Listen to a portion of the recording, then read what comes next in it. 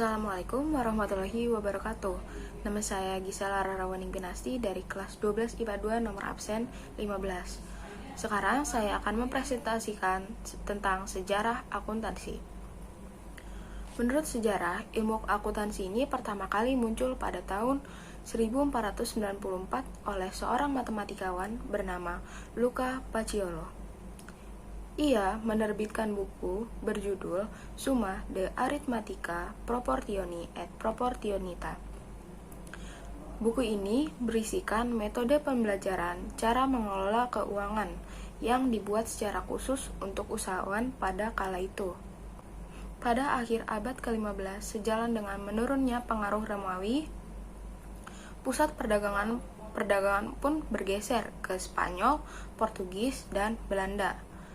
Akibatnya, sistem akuntansi pun ikut berpindah. Sejak itu, perhitungan rugi laba mulai dibuat secara tahunan, yang kemudian mendorong dikembangkannya penyusunan neraca secara rutin pada akhir jangka waktu tertentu. Pada abad ke-19, revolusi industri Eropa mendorong berkembangnya akuntansi biaya dan konsep penyusutan. Pada tahun 1930, New York Stock Exchange dan American Institute of Certified and Public Accountant membahas dan menetapkan prinsip-prinsip akuntansi bagi perusahaan yang sahamnya telah terdaftar di bursa saham. Sejarah juga membuktikan bahwa sistem pencatatan perdagangan ini telah berkembang di Madinah Al-Munawwarah pada tahun 662 Masehi atau 1 Hijriah.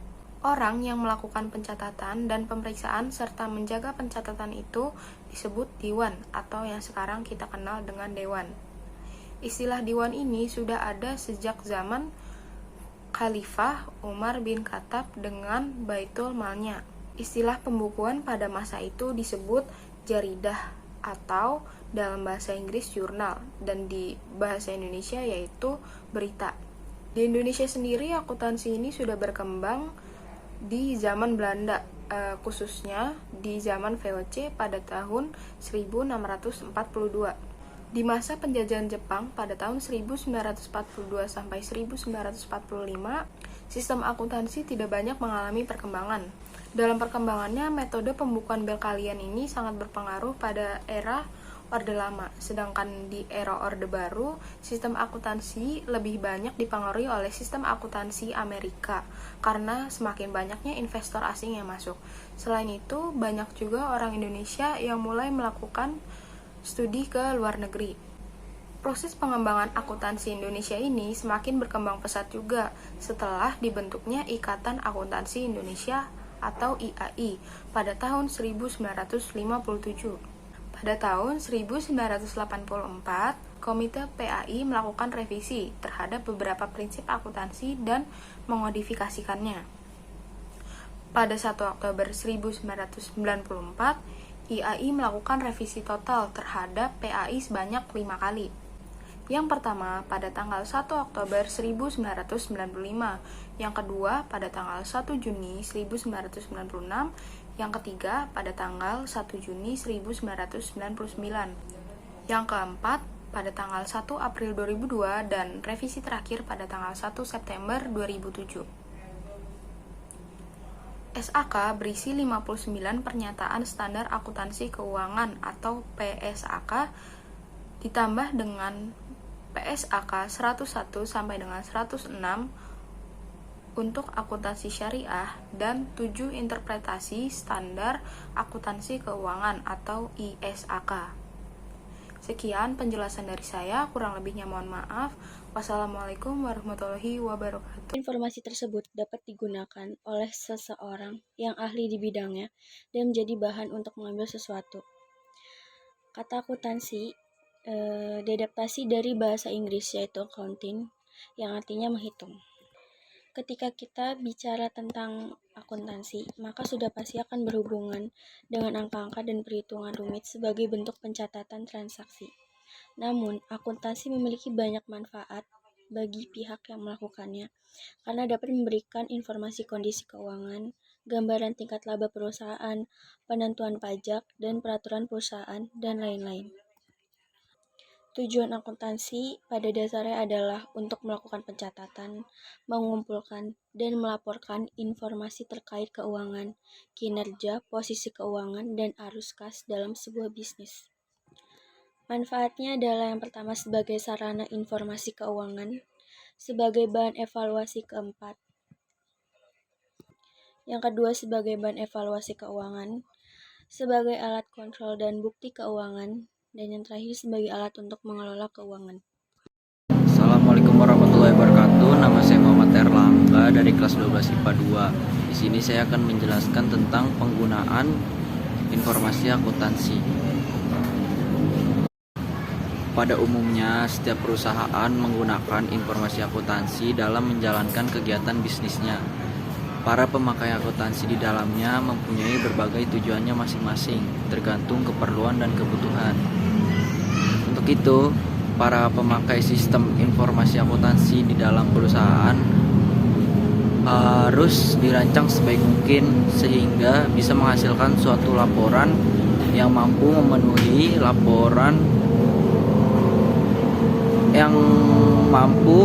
keperluan informasi dari setiap pihak yang memiliki kepentingan. Para pemakai informasi akuntansi yang terbesar di masyarakat bisa dibedakan menjadi dua kategori, yakni pemakai informasi internal dan eksternal. Pemakai informasi internal adalah orang yang terlibat dalam suatu perusahaan dan membuat laporan akuntansi. Sedangkan pemakai informasi akuntansi eksternal adalah individu, lembaga, atau entitas lainnya di luar perusahaan yang menggunakan informasi demi pengambilan kebijakan. Pemakai informasi akuntansi internal yang dimaksud adalah manajer dan pemilik perusahaan, sedangkan pemakai eksternal mencakup investor, kreditur, supplier, atau pemasok, instansi pemerintah, masyarakat umum, pelanggan, dan pihak karyawan. Penggunaan informasi internal yang pertama kan manajemen dan pemilik, kedua pemilik. Kalau eksternal, yang pertama investor, kreditor atau pemberi pinjaman, pemasok atau supplier, pelanggan, instansi pemerintah, masyarakat umum, karyawan, mitra bisnis, lembaga keuangan, dan yang terakhir adalah otorasi pajak. Sekian penjelasan dari saya, kurang lebihnya mohon maaf. Wassalamualaikum warahmatullahi wabarakatuh. Karakteristik kualitas informasi akuntansi.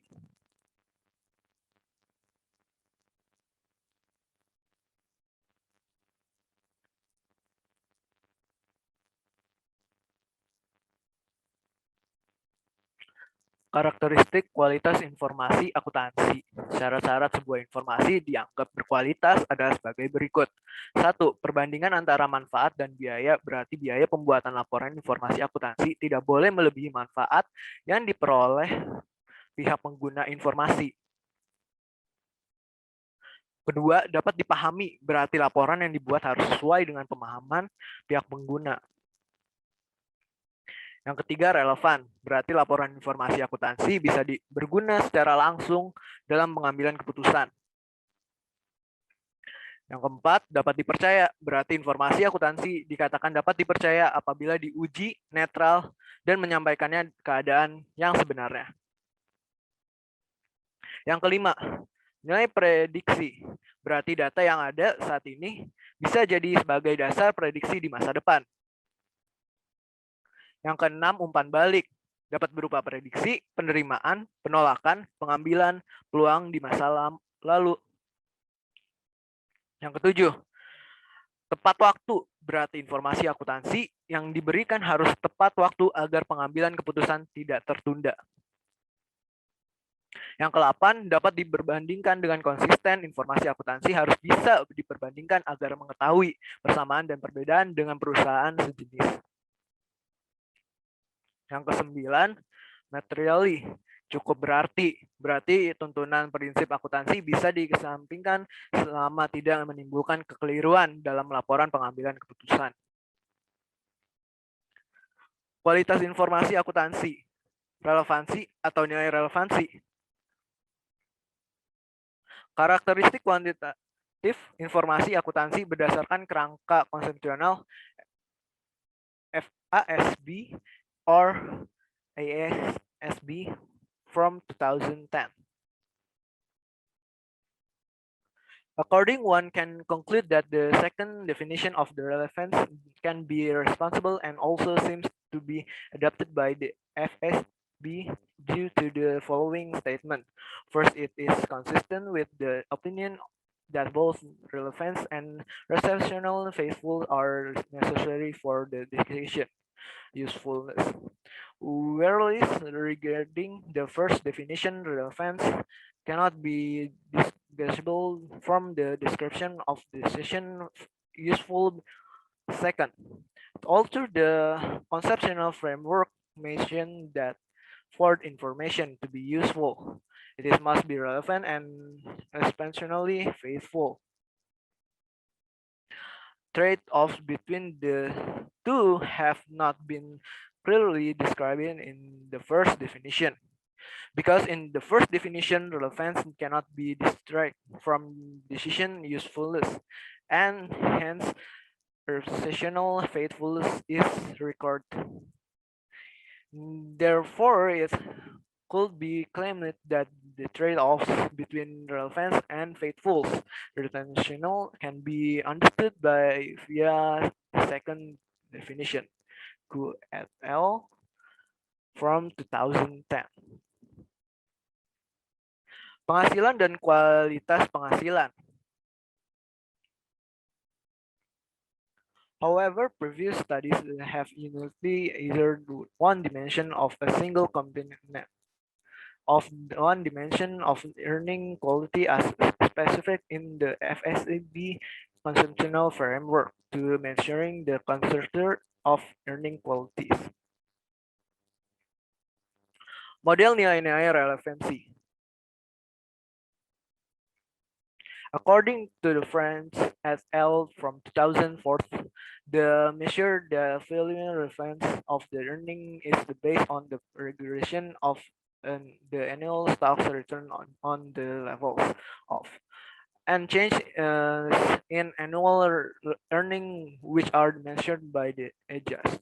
R2 stock return model, Easton and Harris from 1991, Lev and Zerwin from 1999.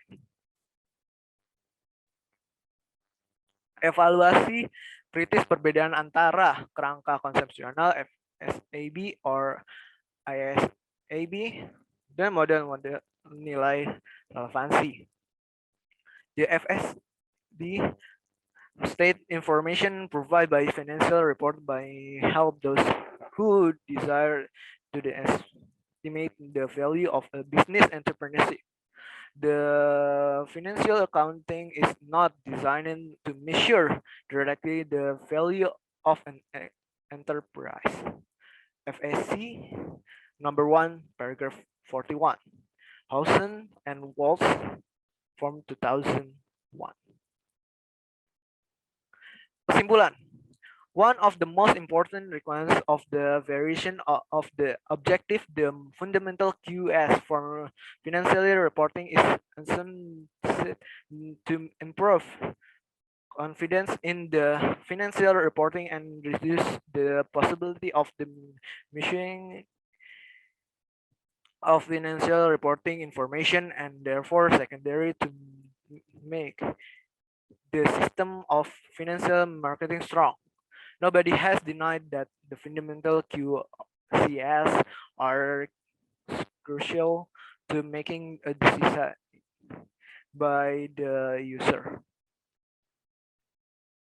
Regarding that, the variation focused on the FSB or ISB in 2010, particularly in the area of financial reporting quality, will affect the quality of the contents of information for the stakeholders and other stakeholders, thereby enabling them to make their economic decision effectively.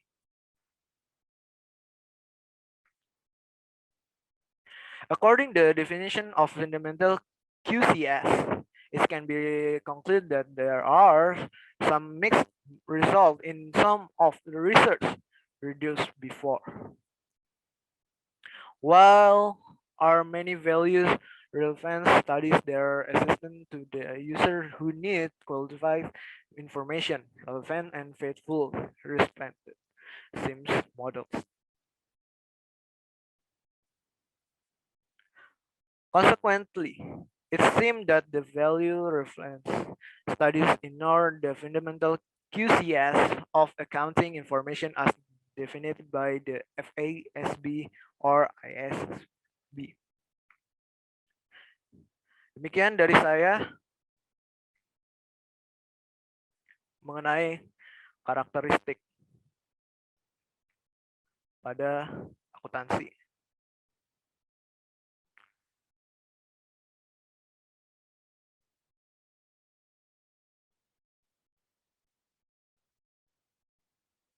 Prinsip akuntansi berlaku umum adalah suatu istilah teknis akuntansi yang mencakup konvensi aturan dan prosedur yang diperlukan untuk merumuskan praktik akuntansi yang berlaku umum pada saat tertentu. Assalamualaikum warahmatullahi wabarakatuh. Perkenalkan, nama saya Ibnu Rafi Herullah, saya dari kelas 12 IPA 2. Di sini saya akan membacakan tentang profesi akuntan. Yang pertama, itu ada akuntan pemerintah, yang dimana akuntan yang bekerja pada lembaga pemerintah untuk menyusun laporan keuangan pemerintah. Misalnya di kantor pengawas keuangan dan pembangunan atau BPKP dan pengawas keuangan BPK dan sebagainya. Yang kedua ada akuntan publik, yang artinya akuntan independen atau bebas yang secara perorangan atau kelompok memberikan jasa dalam bidang akuntansi bagi perusahaan atau organisasi bisnis dan non-bisnis. Terus yang ketiga ada akuntan perusahaan atau internal. Akuntan yang bekerja dalam perusahaan dan bertanggung jawab atas berbagai fungsi akuntansi serta keuangan perusahaan. Yang terakhir ada akuntan pendidik, yang artinya akuntan yang bertugas dalam mendidik di dalam bidang akuntansi, misalnya dosen dan guru. Sekian dari saya. Terima kasih. Wassalamualaikum warahmatullahi wabarakatuh. Halo, saya Zara Andalusia, 12 IPA 2. Selanjutnya, etika profesi akuntan.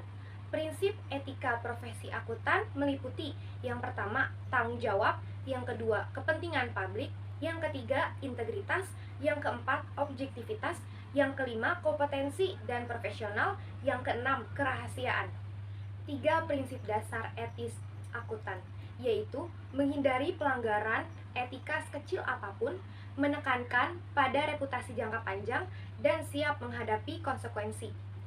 Seorang akuntan yang baik tidak akan berkompromi terhadap penyimpangan. Bidang-bidang akuntansi. Sebelumnya, ada yang tahu apa saja yang termasuk bidang-bidang akuntansi? Oke, yang pertama, akuntansi keuangan adalah akuntansi yang mengkhususkan dalam proses pencatatan transaksi hingga penyajian laporan keuangan.